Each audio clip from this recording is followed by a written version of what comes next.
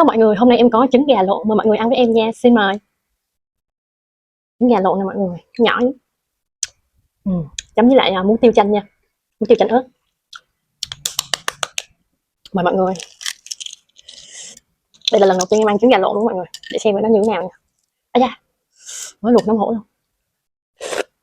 luôn. Cái nước nó ngọt.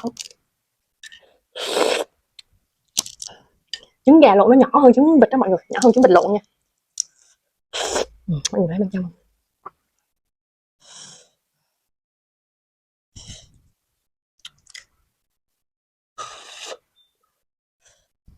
Chấm muối tiêu. Mời mọi người nha. Nó nóng. Ngon.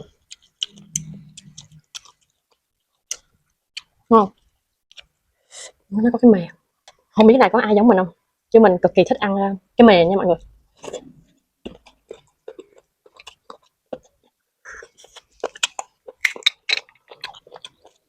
Những mè giò.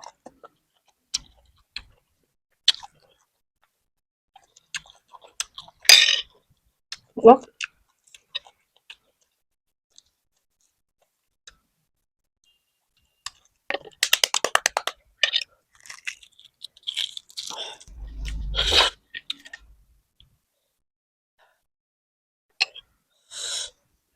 Mời mọi người.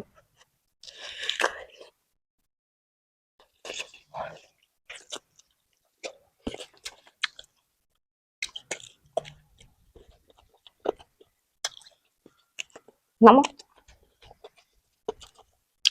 Này em luộc với nước dừa nên là thấy là nó ngọt thanh lắm mọi người.